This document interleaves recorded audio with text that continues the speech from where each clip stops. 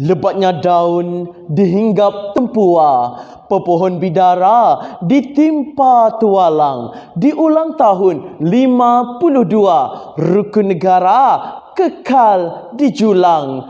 Di puncak genting pacak bendera, sungguhlah kagum ahli pasukan.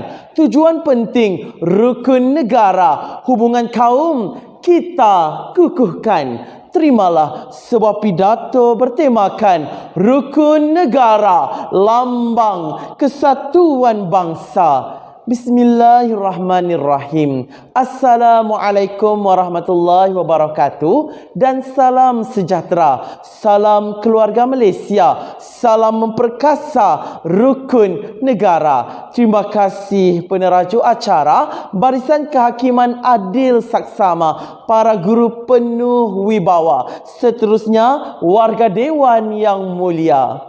Pahlawan mak kilau hebat berpencak demi pertahan negara dan nusa. Rukun negara terus bersemarak menjadi lambang kesatuan bangsa. Hadirin, apa itu rukun negara? Rukun negara adalah ideologi kebangsaan Malaysia yang dibentuk pada 31 Ogos 1970 oleh Majlis Gerakan Negara, iaitu setahun selepas berlakunya tragedi 13 Mei 1969 yang menghancurkan ketenteraman negara. 5 prinsip rukun negara: kepercayaan kepada Tuhan, kesetiaan kepada raja dan negara, keluhuran perlembagaan, kedaulatan undang-undang, kesopanan dan kesusilaan.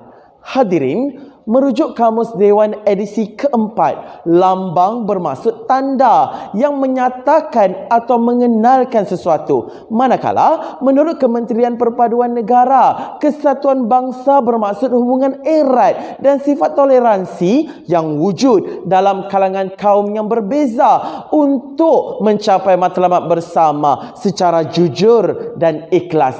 Persoalannya, bagaimanakah rukun negara menjadi lambang kesatuan bangsa? 3 indikator utama bakal kita telusuri bersama. Hadirin, indikator pertama, rukun negara hidup seganding bagai aur dengan tebing. Masihkah kita ingat akan peristiwa berdarah 13 Mei 1969? Akibat rakyat yang tidak bersatu hati, rusuhan kaum berlaku di sana sini. Pembunuhan kejam semakin menjadi-jadi. Sangat menyayat hati.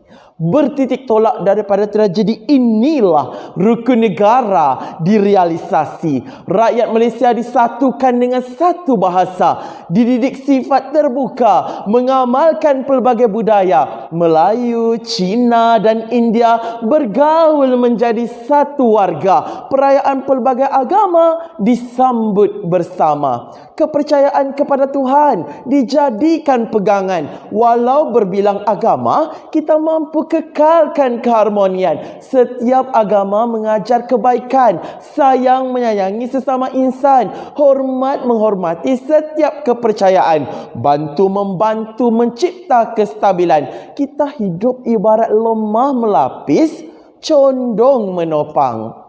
Namun, dalam setandan pisang, tidak semuanya baik. Kita lihat isu menghina agama. Wanita yang mengaku menghafal 15 juzuk Al-Quran akhirnya menanggalkan pakaian. Seorang lelaki pula mencapar kedaulatan, bercakap yang bukan-bukan, mencetuskan kemarahan netizen tempatan.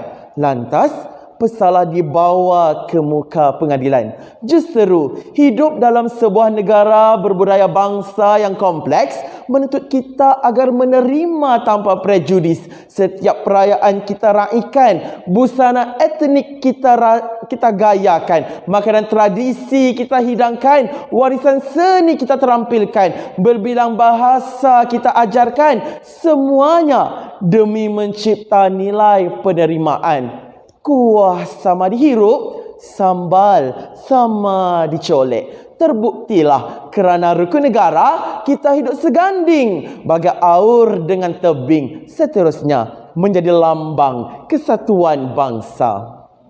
Hadirin yang berbahagia, indikator kedua, rukun negara, jati diri utuh bagai emas disepuh.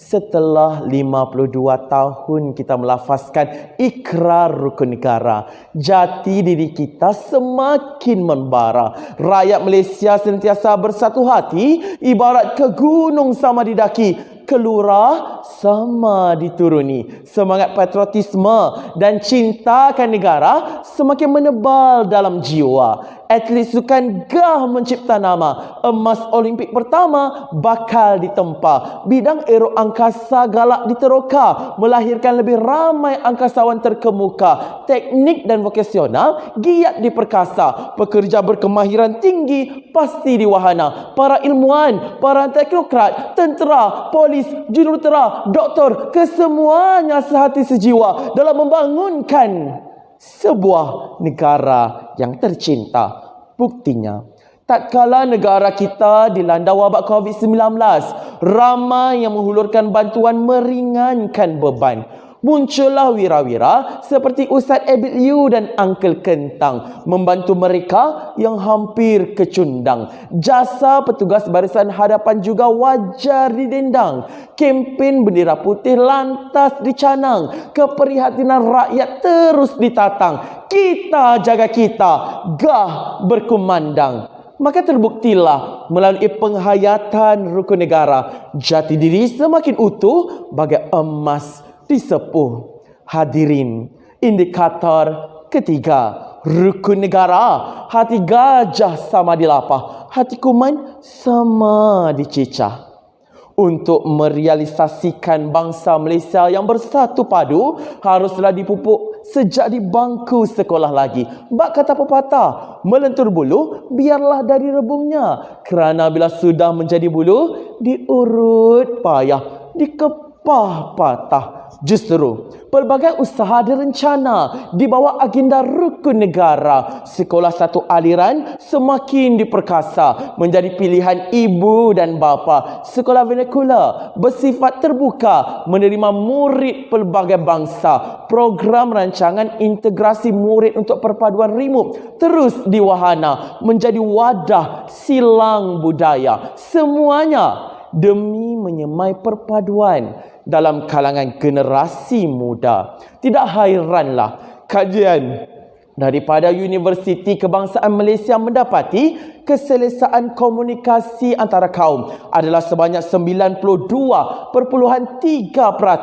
pada tahap sederhana dan tinggi. Hal ini dikukuhkan lagi menurut laporan Indeks Keamanan Dunia. Malaysia berada di kedudukan ke-25 dalam senarai negara paling aman di dunia. Ayuh kita amalkan toleransi. Ibarat serumpun bak serai, seliang bak tebu, serangkap bak lembing, seikat bak sirih. Hadirin, sebagai kesimpulan, ayuh kita eratkan persahabatan, sebatikan keikhlasan dan gilapkan perpaduan agar keamanan negara terus dalam genggaman. Renungkan kata-kata Perdana Menteri Malaysia. Melalui kekuatan dan penghayatan rukun negara, dapat kita lahirkan semangat patriotisme dan jiwa besar rakyat merdeka. Untuk aman, kita perlukan perpaduan. Dan untuk perpaduan, rukun negara perlu kita kukuhkan. Percayalah, rukun negara lambang kesatuan bangsa. Sekian, wabillahi taufik wal hidayah. Wassalamualaikum warahmatullahi wabarakatuh.